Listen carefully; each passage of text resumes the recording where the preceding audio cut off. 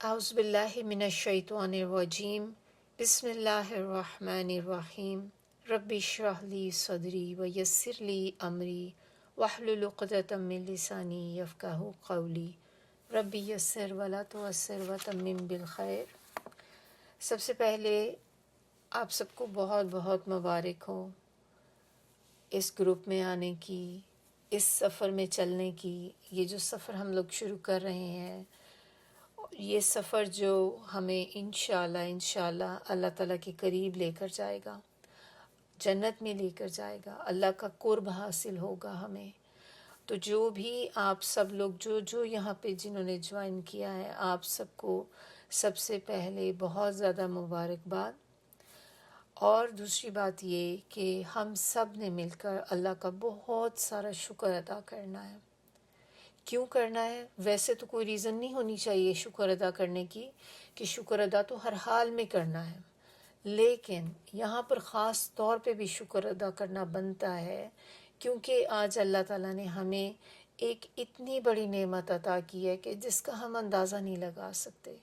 اس دنیا میں تو شاید نہیں لگا سکتے، لیکن اس کا اندازہ ہمیں آگے جا کر ہوگا کہ اللہ تعالیٰ نے وہ کیا چیز جو اللہ نے ہمیں دی ہے، اور اس کا ہم جتنا بھی شکر ادا کریں وہ کم ہے۔ اور وہ کیا ہے نعمت؟ وہ ہے ہدایت کی نعمت۔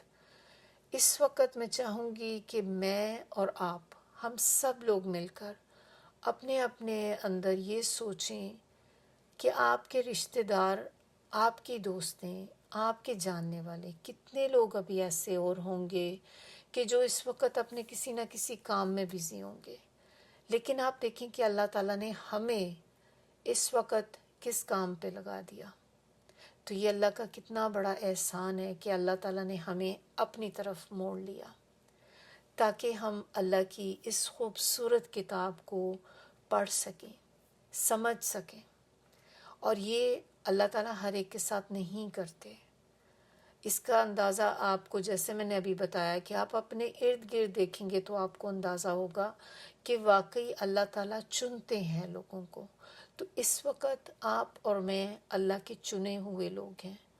اللہ نے چنا ہے ہمیں اپنی اس کتاب کے لیے، اس دین کو سمجھنے کے لیے۔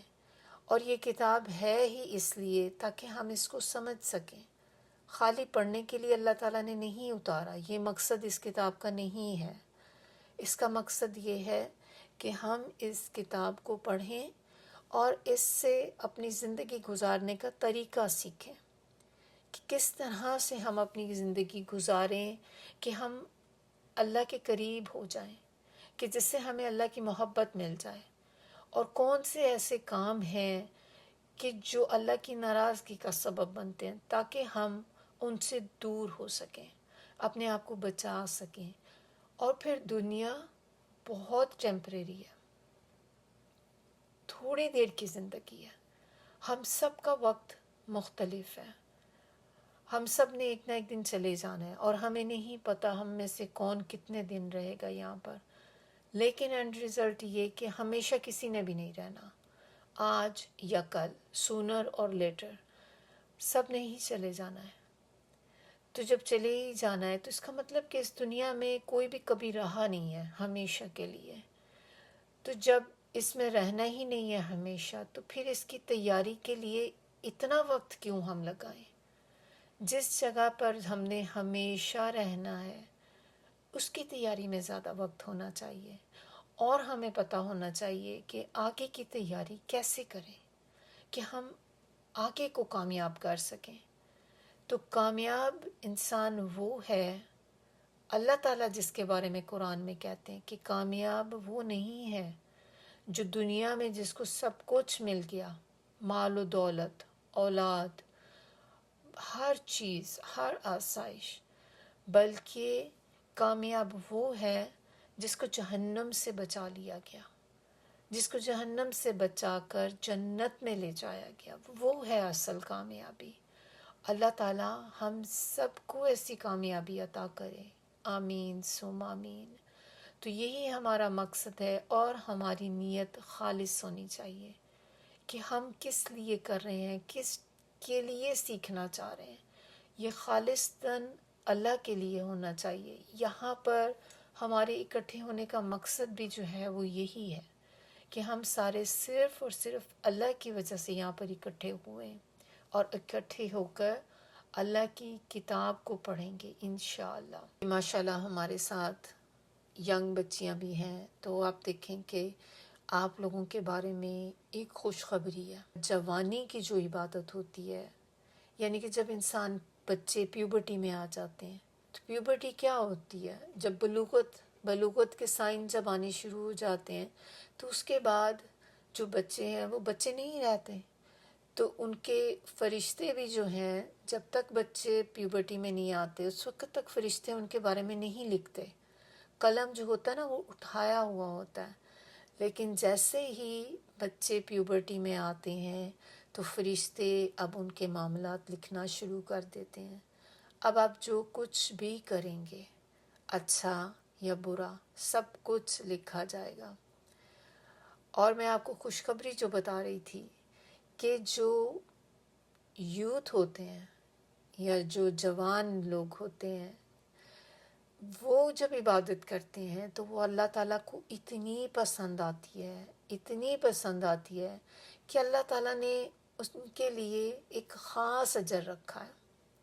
اور وہ کیا ہے کہ اللہ تعالیٰ کہتے ہیں کہ ایسے لوگوں کے لیے اللہ تعالیٰ قیامت کے دن اپنا سایہ کریں گے. وہاں پہ وہ اللہ کے سائے کے نیچے ہوں گے. سبحان اللہ، کتنی بڑی بات ہے کہ اس دن، جس دن کوئی سایہ نہیں ہوگا، اتنی سخت دھوپ ہوگی. آپ کو، مجھے، ہمیں اچھی طرح اندازہ ہے کہ جب سخت گرمی کے دن ہوتے ہیں تو انسان کیا کرتا ہے؟ اب باہر جاتے ہیں تو ہم سایہ ڈھونڈتے ہیں، کہیں پہ ہمیں کوئی بھی شیڈ نظر آ جائے، چاہے وہ کسی دیوار کا سایہ ہو، چاہے وہ کسی درخت کا سایہ ہو. جب آپ کو تھوڑی دیر کہیں کھڑا ہونا پڑتا ہے، آپ کی کوشش ہوتی ہے آپ سائے میں کھڑے ہوں. اور کبھی آپ کو سایہ نہ ملے تو پھر آپ دیکھیں انسان کی کیا حالت ہوتی ہے. تو اسی طرح جب قیامت کا دن ہوگا تو اس دن تو سورج بہت نیچے آ جائے گا اور بہت سخت گرم ہوگا وہ دن. تو اس دن اللہ تعالیٰ اگر کسی کو اپنے سائے کے نیچے کر دے، بہت بڑی آنر کی بات ہے. تو ماشاءاللہ آپ سب لوگ جو یہاں پر اس وقت اکٹھے ہوئے ہیں اور ایک چیز کو، اللہ کی خوبصورت کتاب کو سیکھنے کے لیے آئے ہیں، تو آپ سوچیں کہ آپ کا اجر کتنا ہوگا اللہ کے ہاں. تو یہ بتانے کا مقصد آپ کو یہ تھا کہ آپ جتنا ہمیں ان باتوں کا احساس ہوتا ہے، ہم اتنا زیادہ اللہ تعالیٰ کا شکر ادا کرتے ہیں. تو ہم نے بار بار اللہ کا شکر ادا کرنا ہے کہ اس نے ہمیں اتنے سارے لوگوں میں سے اس کام کے لیے چنا. اور ایک ریزن اس کی یہ بھی ہوتی ہے کہ جب ہم شکر ادا نہیں کرتے تو اللہ تعالیٰ وہ نعمت چھین لیتے ہیں. ابھی جو نعمت اللہ نے دی، اللہ نے آپ کو سب کو اتنے لوگوں میں سے ایک ایک کو چنا کہ نہیں، یہ میری بندی جو ہے اس کو بھی میں نے اپنی کتاب کے لیے چننا ہے، ہاں ادھر سے اس کو چننا ہے، اس کو چننا ہے. اللہ تعالیٰ نے سب کو چوز کیا. اب ہم نے اس چیز کو پورا کر کے دکھانا ہے کہ اللہ تعالیٰ آپ نے مجھے چنا ہے نا، تو میں آپ کو یہ کام پورا بھی کر کے دکھاؤں گی. اور اللہ تعالیٰ نے جب ہمیں چنا تو ہمیں شکر ادا کریں گے تو یہ چیز اور بڑھتی جائے گی. لیکن جس دن ہمارے اندر سے یہ شکر گزاری چلی گئی تو اللہ تعالیٰ یہ نعمت واپس لے لیں گے. اللہ نہ کرے کہ کبھی بھی ہم میں سے اللہ تعالیٰ کسی کی یہ نعمت واپس لیں. تو انشاءاللہ ہم نے آج سے شکر ادا کرنا ہے بہت زیادہ کہ اللہ تعالیٰ آپ نے مجھے چنا ہے، اور اس ہدایت کے لیے اللہ ہم تیرا جتنا بھی شکر ادا کریں وہ کم ہے. اب ہم دیکھتے ہیں کہ کوئی بھی کام جب ہم دنیا میں کرنے لگتے ہیں، کوئی کام شروع کرنے لگتے ہیں، تو سب سے پہلے آپ کیا کرتے ہیں؟ آپ اس کے بارے میں جاننے کی کوشش کرتے ہیں. مثال کے طور پہ آپ نے کوکنگ کرنی شروع کی، آپ کو شوق آیا میں نے کوکنگ کرنی ہے، یا آپ کو شوق آیا میں نے ڈرائیونگ کرنی ہے، کپڑے سینے ہیں، کسی بھی قسم کا کام آپ کے دل میں آیا کہ یہ میں نے کرنا ہے. اب آپ کو کوکنگ کبھی آپ نے کی نہیں تو ظاہر آپ کچن میں چلی جائیں گی، آپ جا کے آپ کو پتہ ہی نہیں کرنا کیا ہے. تو آپ پہلے سے تھوڑا سا اس کو اندازہ لگائیں گی، اس کے بارے میں جانیں گی کہ کوکنگ کرنے کے لیے کن کن چیزوں کی ضرورت ہوتی ہے اور وہ کیا سٹیپس ہیں جن کو میں کروں گی. تو آپ اس کے بارے میں جانتی ہیں نا، تھوڑا بہت کوئی ریسیپی آپ دیکھیں گی، کوئی چیزیں فالو کریں گی تو اس چیز کا علم حاصل کرتے ہیں. اسی طرح جب ہم اللہ کی کتاب کو بارے میں دیکھتے ہیں، اللہ کی کتاب کا بھی ہمیں علم چاہیے ہوتا ہے، اس کو بھی ہمیں جاننا ضروری ہے. کتاب تو ہے ہمارے پاس لیکن اس کا علم نہیں ہے، اور اس کا علم حاصل کرنا بہت ضروری ہے تاکہ ہمیں بھی پتہ چلے کہ اس کتاب سے ہمیں کیا میسیجز ہیں جو اللہ تعالیٰ دے رہے ہیں.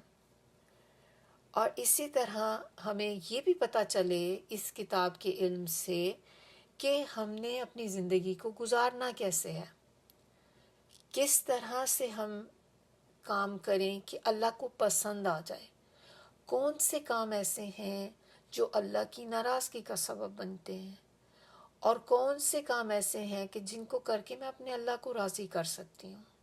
کیونکہ جس نے اپنے رب کو راضی کر لیا نا، اس کو سب کچھ مل گیا. ایسے ہی ہے کہ جیسے آپ اگر چھوٹی مثال اگر دیکھ لیں سمجھنے کے لیے، صرف میں آپ کو بتا رہی ہوں کہ جیسے آپ کسی جگہ پر ہیں، آپ جاب کرتے ہیں یا آپ اسکول میں ہیں، آپ اسٹوڈنٹ ہیں، تو آپ دیکھیں کہ جو آپ کا باس ہوتا ہے یا آپ کے ٹیچرز ہوتے ہیں، آپ کا دل چاہتا ہے نا کہ آپ کی ٹیچر آپ کی تعریف کرے، آپ کا باس آپ کو اپریشیٹ کرے، آپ کی تعریف کرے. تو ہم اس کو کیا کریں گے کرنے کے لیے کہ جس کی وجہ سے ہم اپنے باس کی یا ٹیچر کی نظر میں اچھے ہو جائیں. ہم وہ کام جاننے کی کوشش کریں گے کہ جس سے ہماری ٹیچر یا ہمارا جو باس ہے وہ ہیپی ہوتا ہے، کون سی چیزیں اس کو خوش کرتی ہیں اور کون سی چیزیں اس کو ناراض کرتی ہیں. سب سے پہلے آپ یہ جاننے کی کوشش کرتے ہیں تاکہ اس کی نظر میں بھی آپ کی ایک ویلیو ہو. تو اسی طرح قرآن کا علم ہمیں سکھاتا ہے کہ ہم کس طرح سے اچھے مسلمان بن سکتے ہیں، کیسے ہم اللہ کی اطاعت کر سکتے ہیں، اور اسلام کا مطلب کیا ہے یہ بھی ہمیں پتہ چلتا ہے اس کتاب کے ساتھ. پھر یہ کہ مسلمان کیسے رہتے ہیں، ان کو کس طریقے سے رہنے کا حکم دیا گیا ہے. تو یہ سارے کاموں کے لیے اللہ تعالیٰ نے انہی سب باتوں کے لیے انبیاء اتارے. 1,40,000 کے قریب انبیاء جو اللہ تعالیٰ نے اتارے. مقصد کیا تھا اتارنے کا؟ لوگوں کی رہنمائی، تاکہ وہ لوگوں کو گائیڈ کر سکیں. کچھ پیغمبر ایسے تھے جن کو اللہ تعالیٰ نے کتابیں بھی دی ساتھ. جیسے ہم اسکول جاتے ہیں، ہمارے پاس بکس ہوتی ہیں، بکس ہم خود سے پڑھنے کی کوشش کریں تو آپ نے دیکھا ہے کبھی جب کلاس آپ کی سمر بریک کے بعد جاتے ہیں یا جب بھی آپ لوگوں کی نئی کلاسز شروع ہوتی ہیں تو اکثر ہم لوگ کیا ہوتا ہے کہ بکس اپنی کلاسز شروع ہونے سے پہلے ہی لے لیتے ہیں. تو کبھی آپ نے اگر پڑھنے کی کوشش کی ہو تو آپ دیکھیں کہ آپ کو صحیح طرح سمجھ نہیں آ رہی ہوتی بکس کی. آپ کہتی ہیں اچھا پتہ نہیں کیسے کریں گے، اس کو کیسے پڑھیں گے. میتھس بھی جیسے اگر آپ دیکھیں، میتھس بھی ایک ایسی چیز ہے جو کافی مشکل لگتا ہے لوگوں کو، آپ کو سمجھ نہیں آ رہی ہوتی کیسے کرنا ہے اس کو. پھر جب آپ کلاس جوائن کرتے ہیں ٹیچر کے ساتھ، آپ ڈیلی تھوڑا تھوڑا لیسن لیتے ہیں تو ایک وقت آتا ہے کہ وہ کتاب آپ کی پوری ختم ہو جاتی ہے اور اب آپ کو پوری کتاب اچھی طرح سمجھ آ جاتی. تو اسی لیے اللہ تعالیٰ نے پیغمبروں کو ایز اے ٹیچر بھی بھیجا تاکہ وہ ہمیں یہ کتاب کا سکھا سکیں، علم دے سکیں اس کے بارے میں. اسی طرح ہمارے نبی صلی اللہ علیہ وسلم بھی بھیجے گئے تھے ہم پر، اور ان کے بعد اب اور کوئی نبی نہیں آئے گا، اور انہوں نے بھی آ کر جو اس کتاب کا جو علم تھا وہ لوگوں میں دیا، لوگوں کو کتاب کا علم دیا، ان تک پہنچایا، دور دور تک پہنچایا اس کو. تو نبی صلی اللہ علیہ وسلم کو بھیجنے کا مقصد جو تھا وہ اللہ تعالیٰ نے قرآن میں خود بیان کر دیا. اللہ تعالیٰ کہتے ہیں کہ وہ یعنی کہ نبی صلی اللہ علیہ وسلم لوگوں پر قرآن کی تلاوت کرتے ہیں، انہیں پڑھ کر سناتے ہیں۔ دوسرا کام کیا کہ وہ ان کا تزکیہ کرتے ہیں، یعنی کہ ان کو پاک صاف کرتے ہیں۔ تزکیہ کرنا، کسی کی اصلاح کرنا۔ جیسے ہمارے دلوں میں بعض اوقات کچھ چیزیں ہوتی ہیں نا، کچھ غلط چیزیں چل رہی ہوتی ہیں، کچھ نیگیٹو فیلنگز ہوتی ہیں، تو ان چیزوں کو کریکٹ کرنا۔ پھر نمبر 3 اور تھرڈ چیز وہ کیا کرتے ہیں کہ وہ کتاب اور حکمت کی تعلیم دیتے ہیں، لوگوں کو کتاب کی تعلیم دیتے ہیں، یعنی کہ اس قرآن کی اور حکمت کی۔ اور حکمت کیا ہے یہاں پر؟ اس سے مراد سنت اور حدیث کا علم ہے کہ وہ لوگوں کو اس کی تعلیم دیتے ہیں۔ اب یہ علم حاصل کرنا کیوں ضروری ہے؟ کیوں ہم سیکھیں؟ سب سے پہلے تو یہ کہ اس علم کو کیوں سیکھیں ہم؟ تو علم حاصل کیوں کریں؟ سب سے پہلے ایک بات میں آپ کو کلیئر کر دوں کہ میں اتنی دیر سے آپ کو علم کے بارے میں بتا رہی ہوں، تو یہ کون سے علم کی بات ہو رہی ہے؟ یہ وہ علم کی بات نہیں ہو رہی جو ہم اسکولوں میں جاتے ہیں، اسکول کالجز میں جاتے ہیں، علم حاصل کرتے ہیں، ڈگریز لیتے ہیں۔ یہ بیسکلی اس علم کی بات ہو رہی ہے جو دین کا علم ہے، اسلام کے بارے میں جاننا، قرآن کو جاننا۔ یہ سارا علم جو ہم اسلام کے بارے میں لیتے ہیں، جو نالج لیتے ہیں، اس علم کی بات ہو رہی ہے یہاں پر۔ تو یہ علم کیوں حاصل کریں؟ سب سے پہلی چیز تو اس لیے کہ یہ ہر مسلمان پر فرض ہے۔ یہ حدیث ہے مشکات کی، تو اس میں یہی نبی صلی اللہ علیہ وسلم نے کہا کہ ہر مسلمان پر فرض ہے کہ وہ دین کا علم حاصل کرے۔ نمبر 2، کیونکہ یہ بہت ضروری ہے، اس لیے یہ سب کے لیے، اور یہ ایسا بھی نہیں ہے کہ کچھ لوگ کر لیں، جیسے ایک ہوتا ہے نا فرض کفایہ، کچھ نے کر لیا سب کے لیے کافی ہو گیا۔ یہ فرض عین ہے، ہر ایک کو کرنا ہے۔ یہ نہیں ہوگا کہ ہمارے گھر میں سے اگر ایک نے علم حاصل کر لیا تو باقی سب کے لیے کافی ہے، بس ٹھیک ہے ایک نے حاصل کر لیا انف ہے۔ ہر کسی کو کرنا ہے، ہر کسی کو یہ علم حاصل کرنا ہے۔ نمبر 3، یہ دین کا علم انسان کو دنیا اور آخرت دونوں میں راحت اور سکون دیتا ہے۔ دنیا میں کیسے یہ دیتا ہے سکون؟ کیونکہ یہ آپ کو صحیح راستے کی رہنمائی کرتا ہے۔ یہ علم آپ کو بتائے گا کہ کون سا راستہ آپ لیں گے تو آپ جنت میں جائیں گے، اور کون سا راستہ آپ لیں گے کہ وہ آپ کو جہنم میں لے جائے گا۔ چوتھا پوائنٹ اس میں یہ ہے کہ یہ علم حاصل کرنا اس لیے بھی ضروری ہے کیونکہ جس کے پاس دین کا علم نہیں ہوتا، اللہ کی نظر میں وہ امی ہے۔ امی کیا ہوتے ہیں؟ ان پڑھ کو کہتے ہیں۔ چاہے آپ کے پاس دنیا کی کتنی ہی بڑی ڈگری کیوں نہ ہو، چاہے آپ اس وقت ڈاکٹر ہوں، انجینئر ہوں، آپ آئی ٹی ٹیک میں آپ نے کوئی اسپیشلسٹ ہیں، آپ کوئی بہت بڑی پوسٹ پہ، آپ بہت بڑے بزنس کو رن کر رہے ہیں، جتنے مرضی پڑھے لکھے ہوں، لیکن اگر آپ کے پاس دین کا علم نہیں ہے تو اللہ کی نظر میں آپ ان پڑھ ہیں۔ کبھی آپ کو کوئی یہ کہے اگر کہ تم ان پڑھ ہو، اچھا لگے گا آپ کو؟ ہمیں بالکل بھی اچھا نہیں لگے گا نا اگر ہم کوئی مذاق میں بھی کہہ دے یا غصے میں کہہ دے ان پڑھ، اتنا بھی نہیں پتا، کتنا برا لگے گا ہمیں۔ تو اگر اللہ ہی کی نظر میں ہم ان پڑھ ہوئے تو سوچیں کہ کیا پایا ہم نے؟ ساری زندگی پڑھتے رہے، ڈگریاں لیتے رہے، اللہ کی نظر میں ان پڑھ ہی رہے جب تک ہم نے اس کتاب کا علم حاصل نہیں کیا۔ لیکن جب فرض کریں کوئی بندہ ایسا ہے کہ جس کے پاس دنیا کا تو کوئی علم نہیں ہے، اس کے پاس کوئی بڑی ڈگری نہیں ہے، تھوڑی سی کلاسز میں اس نے صرف تھوڑی کلاسیں میں اسکول گیا ہے، ہارڈلی 4-5 کلاسیں کی ہیں یا کبھی اسکول گیا ہی نہیں، لیکن اس کے پاس کتاب کا علم بہت زیادہ ہے، دین کا علم بہت زیادہ ہے، یہ اللہ کی نظر میں ہے جس کو اللہ تعالیٰ عالم کہتے ہیں، یہ پڑھا لکھا ہے۔ تو اس سے ہمیں پتہ چلتا ہے کہ کس علم کی اہمیت زیادہ ہے، کون سا علم اللہ کی نظر میں بہترین ہے۔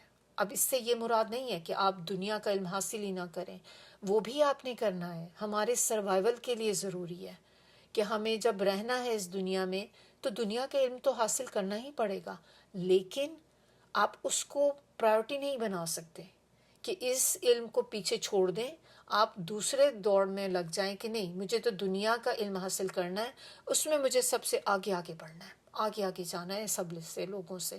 میری ساتھ کی دوستیں، میری کزن سب اتنی اچھی اچھی یونیورسٹیز میں جا رہی ہیں، سب یہ ڈگریز لے رہی ہیں اور میں نے بھی لینی ہے۔ تو جب آپ کو کہا جائے کہ قرآن کا سیکھیں تو آپ کہ نہیں نہیں ابھی تو نہیں، ابھی تو میں پہلے یہ کر لوں، پہلے وہ کر لوں۔ آپ کو یہ نہیں کرنا، کیونکہ ہمیں اس کا اندازہ نہیں ہوتا نا، جب تک قیامت میں ہم نہیں جائیں گے، وہ وقت نہیں آئے گا، ہمیں اس کا اندازہ نہیں ہوگا کہ یہ کتنا امپورٹنٹ علم ہے جس کو ہم پیچھے چھوڑ کر دنیا کے علم کو آگے کرتے ہیں۔ ہم نے بیلنس کرنا ہے، دنیا کا علم بھی حاصل کرنا ہے اور اس کے ساتھ ساتھ دین کا علم بھی حاصل کرنا ہے، کیونکہ ہمارا دین جو ہے وہ ہے ہی ماڈریٹ دین، درمیانہ دین، ایسا نہیں ہے کہ وہ بہت ایکسٹریم پہ ہے۔ تبھی آپ دیکھیں کہ اللہ تعالیٰ نے ہر جگہ ہمیں جہاں بھی ہوا اللہ تعالیٰ نے ہمیں یہی کہا ہے کہ آپ درمیانہ رہیں، خرچ کرنے کا معاملہ بھی آئے تو آپ اس میں بھی درمیانہ روی اختیار کریں، بہت زیادہ اسراف میں نہ چلے جائیں، آپے سے باہر ہو جائیں، بس دکھاوا شروع کر دیں، لوگوں کو پیسہ دیا ہے تو اب دکھانا ہے، اللہ تعالیٰ نے ہمیں دیا ہے یہ، ہم اب کریں گے، سب کو دکھائیں گے، دیکھو اللہ نے ہمیں اتنا مال دیا ہے۔ دکھاوا نہیں کرنا، کسی بھی چیز میں حد سے نہیں گزرنا۔ اور اس کے بعد ہمارا نیکسٹ پوائنٹ جو پوائنٹ نمبر 5 ہے کہ یہ علم جو ہے یہ آخرت میں نجات کا ذریعہ ہے، یہ ہمیں نجات دلاتا ہے آخرت میں۔ کس چیز سے نجات دلاتا ہے؟ آخرت کی یا قیامت کے دن کی تکلیفوں سے، قیامت کے دن کی سختیوں سے، اور پھر جہنم سے۔ نمبر 6، یہ دنیا میں بھی گمراہی سے بچاتا ہے اور آخرت میں بھی بچاتا ہے، تو پھر یہ دونوں طرف کی کامیابیاں انسان کو عطا کرتا ہے۔ نمبر 7، یہ علم انسان کو اپنے پیدا کرنے والے کی، یعنی کہ ہمارا جو کریٹر ہے، کون ہے ہمارا پیدا کرنے والا؟ اللہ سبحانہ تعالیٰ، اللہ کی پہچان دیتا ہے۔ جب تک آپ یہ علم حاصل نہیں کریں گے آپ کو اللہ کی پہچان نہیں آئے گی، اللہ کی معرفت نہیں آئے گی۔ اگر آپ جاننا چاہتے ہیں نا کہ کون ہے جس نے ہمیں پیدا کیا ہے، کیونکہ آخر مرنے کے بعد تو اسی کے پاس ہی جانا ہے نا، تو جب آپ اس کا علم حاصل کریں گے تو آپ کو اس کی پہچان ہوگی کہ کون ہے وہ رب۔ تو وہ بھی انشاءاللہ تعالیٰ آپ دیکھیں گے جیسے جیسے ہم پڑھتے جائیں گے آپ کو اللہ سے محبت بڑھتی چلی جائے گی، آپ کو ہر دفعہ نئی نئی باتیں اللہ تعالیٰ کے بارے میں پتہ چلیں گی۔ پوائنٹ نمبر 8، یہ واحد علم ہے جو ہمارے آگے کام آئے گا۔ باقی سارے علم جو آپ نے حاصل کیے دنیا کے، وہ سب دنیا میں ہی رہ جائیں گے، وہ ہمارے دنیا کے سروائیول کے لیے ضروری ہیں، لیکن آگے نہیں جائیں گے۔ آگے جو آپ کا علم جائے گا وہ ہے جو آپ اب سیکھنے جا رہے ہیں۔ آگے جو آپ کے نامہ اعمال میں چیزیں جو آپ کے لیے جمع ہوں گی وہ یہ 1 گھنٹہ ہے جو آپ لگائیں گے یہاں پر۔ مرنے کے بعد آپ سے یہ نہیں پوچھا جائے گا کہ بتاؤ کون کون سی ڈگریاں لے کر آئے ہو، کون سے اسکول میں پڑھتے تھے، کون سے کالج میں پڑھتے تھے، کون سی پریسٹیج قسم کی یونیورسٹی میں آپ جاتے تھے، آپ سے کچھ بھی نہیں پوچھا جائے گا۔ پوچھا کیا جائے گا کہ کیا تم نے اس کتاب کا علم حاصل کیا، تمہیں کالجز میں بھیجا، یونیورسٹیز میں بھیجا، کتنا پڑھا تم نے، لیکن یہ ایک کتاب کا علم آپ حاصل نہیں کر سکے۔ کیا جواب دیں گے ہم اس وقت؟ کوئی جواب نہیں ہوگا نا ہمارے پاس۔ پھر ہم کہیں گے کہ اللہ تعالیٰ میرے پاس تو اتنی عقل نہیں تھی، مجھے اتنی سمجھ نہیں تھی، تو پھر وہ بتایا جائے گا کہ اچھا تو پھر آپ کالج یونیورسٹی تک تو جاتے تھے نا، تو وہاں پہ جب آپ گئے تو اس کا مطلب کہ اتنی عقل آپ کو اللہ نے دی تھی، تبھی تو آپ نے وہاں جا کے یہ سارا کچھ پڑھا ہے نا، تو پھر ہم اللہ کے آگے کوئی آرگیو نہیں کر سکیں گے۔ تو یہ اس کا سوال ہوگا ہم سے، اور یہ واحد علم ہے جو ہمیں آگے فائدہ پہنچائے گا۔ پوائنٹ نمبر 9، یہ بہت بابرکت کتاب ہے۔ اس کا علم انسان کو باعزت بناتا ہے۔ جیسے جیسے آپ اس کتاب کا علم حاصل کرتے جائیں گے، آپ دیکھتے جائیں گے کہ آپ کی زندگی میں مختلف چیزیں ہونی شروع ہو جائیں گی۔ میں معجزات تو نہیں کہوں گی، کیونکہ معجزات جو ہیں وہ تو پیغمبروں کے ساتھ ہوتے ہیں، لیکن آپ کی لائف میں چینج آئے گا۔ آپ کو بہت سی چیزیں ایسی لگیں گی کہ یہ چیزیں میرے ساتھ پہلے نہیں ہوتی تھیں۔ آپ اس کی کرامات کہہ لیں کہ قرآن کی برکت آپ کو محسوس ہونی شروع ہو جائے گی اپنی زندگیوں میں۔ اس وقت آپ سب لوگ جو یہاں پر موجود ہیں نا، یہ میرا آپ سب کے ساتھ ہے یہ بات کہ آپ سب اس کو انشاءاللہ محسوس کریں گے۔ جیسے جیسے علم حاصل کرتے جائیں گے، ہو نہیں سکتا کہ اس کتاب کے ساتھ آپ جڑیں اور یہ کتاب آپ کو باعزت نہ کرے۔ یہ آپ کے درجات کو بلند کرتی ہے، یہ کتاب آپ کو عزت دار بناتی ہے، لوگوں میں آپ کی رسپیکٹ ہوتی ہے۔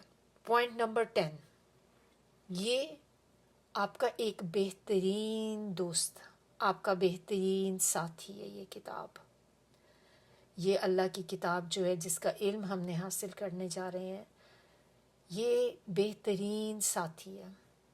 اگر آپ اس کو بنائیں گے، آپ اس کو دوست بنائیں گے، اپنا ساتھی بنائیں گے، تو پھر یہ دوست ہونے کا حق ادا کرتی ہے۔